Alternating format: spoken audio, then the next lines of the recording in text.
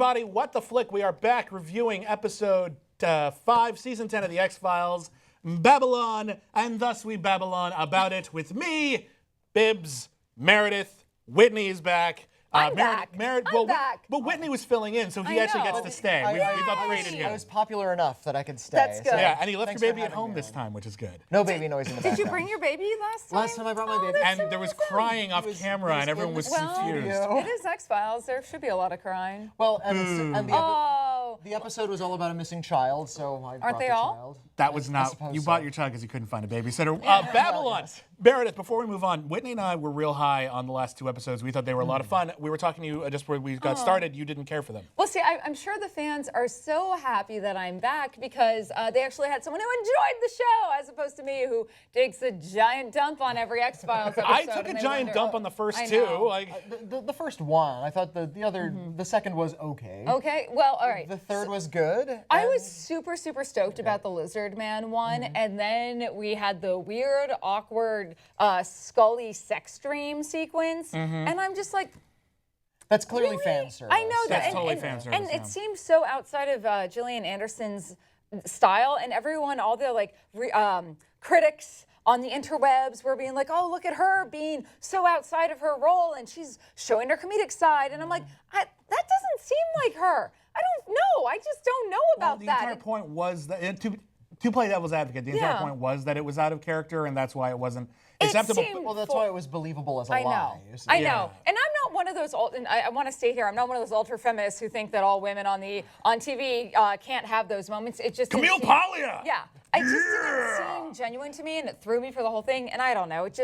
It was even broader for the X-Files, which actually brings us to this episode, because this episode was incredibly broad for the X-Files. It seems like Chris Carter is becoming a goofy old uncle. Right? With this last season. Oh, I do need to get SJW for a second. I said I love this episode, and Sarah Jessica Walker? Yes. Social justice warrior. Yeah, I said I love this episode, and actually the one thing that I really hated this episode, really, Middle East terrorists? We're going to talk about that. Really? We're going to talk about that. Well, here's the deal. With modern politics, it needs to be Fox, addressed. and Fox, of course. We got the 24 network. Let's ground ourselves for a moment. Okay, so this episode, we've got a terrorist bombing, which the FBI is actually dealing with instead of aliens for once, which I can actually that makes sense. I'm actually with you on that. Then we have Mulder and Scully Jr. Yeah, they meet Mulder and Scully Jr., which is it's a nice nod to the previous It's Lauren series. Ambrose and some other dude. Robbie and Mel from The Flash. Yeah. And so that was kind of cute. And then there's that whole thing, how do we communicate with someone who's essentially brain dead?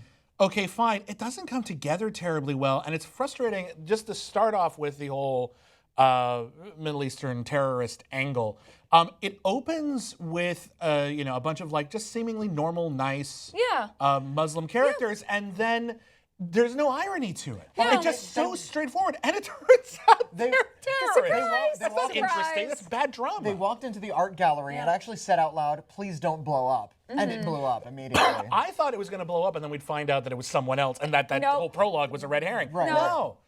Those guys were terrorists. Yeah, this is how the X-Files handles. I guess. Well, go ahead. Having come from traditional journalism to this, this is what the media preys upon. This is what we want people to be afraid of. This is what we put out in the world and be like, this is your worst nightmare. And we're just making it so real. I expect this to be on any normal crime drama. I don't expect the X-Files to fall down this rabbit hole. I expect them to do something interesting. Exactly. With it. Subvert it. Give me something different. The X-Files has always dealt with politics, though, but they dealt with the politics of the 90s, which were a really odd time in this country because we weren't at war. It was a very introspective time. We were looking at ourselves. If you remember X-Files, I Want to Believe, the second movie, which nobody remembers.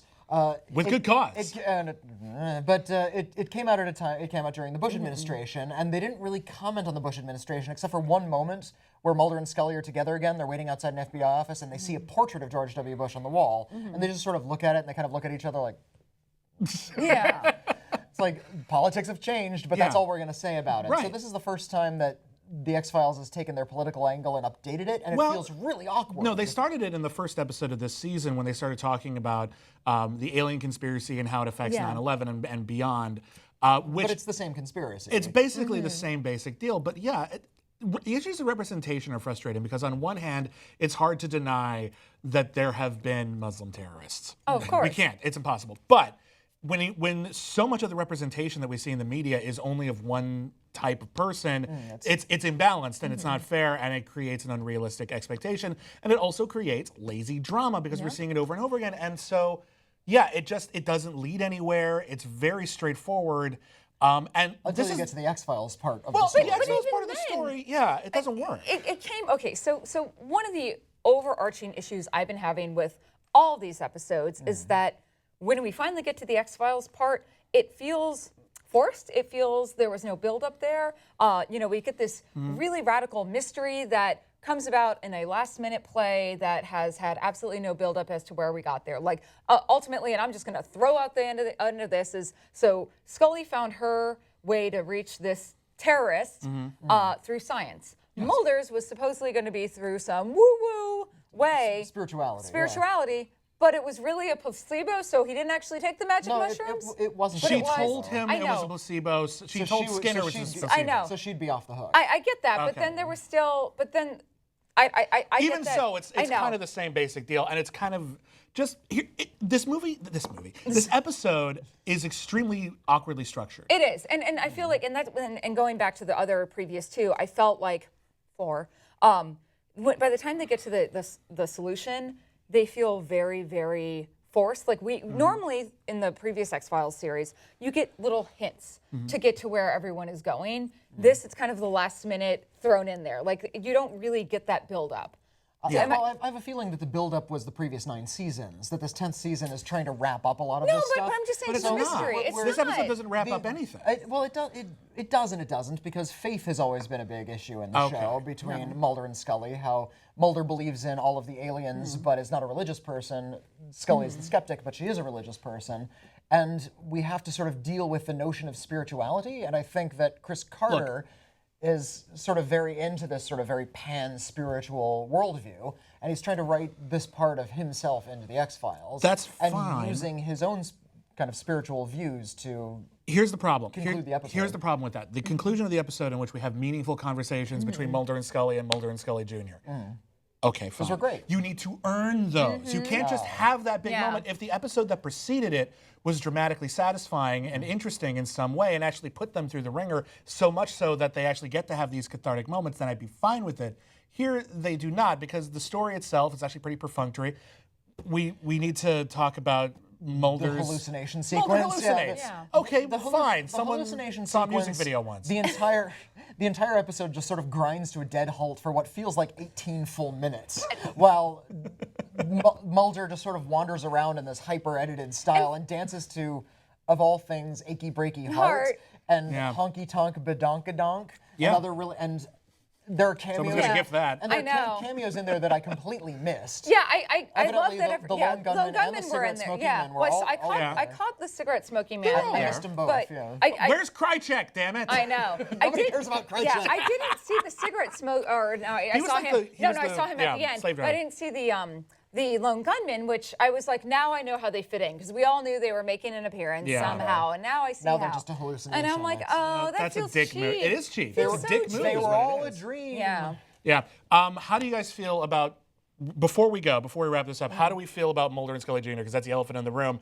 For me, I thought they were kind of a cheap idea. Like, it's kind of funny, and like you could have started getting meta about this, about like, this is what it would have been like if they'd rebooted the series instead of bringing it back. Right. But instead, they played it like kind of so straight, and yet they were so arch, I couldn't believe in them. They played it straight. I think Lauren Ambrose really brought it. Yeah. I've always admired her as an actress. Yeah. So seeing her playing a Scully, like the pissed off Scully, was actually a delight. I Yeah. liked that part. I liked the actress in it. Robbie Ramel was a little nondescript. Oh my They gosh. should have gotten a better guy. I was- He I just- like him in things. he He was just a was face. not. I really like Robbie Amell in other things, but next to Ambrose, it really shows You how needed much he someone- neast to grow as an actor. Well, I think it's just or a matter- maybe in that role. Like maybe it's just He needs to not be there. He was so Yeah. hunky, I didn't believe him. And Yeah. that's why I thought maybe they were making a meta comment. Yeah. But if you're going to play that straight, you need like a more Jeff Goldblum-y Yeah. presence. You need someone quirky and strange. Yeah. Someone who has presence. And Robbie Amell can be good, but he's not like, wow, look at him. He entered the room. You know who they need? They need Lauren Ambrose and they need DJ Qualls. Yes. Those two Nice. together. And on that note- that's your Oh, reboot. wait, I have one thing I need to address Okay. about Okay. previous episode. What am I crazy? In last week's episode, was Scully's hair more blonde than it has been in other episodes? Yes, it was more Thank blonde. you so Okay. much. Now we can end. Thanks for Everybody, watching. we'll be back next week for the season finale of X-Files.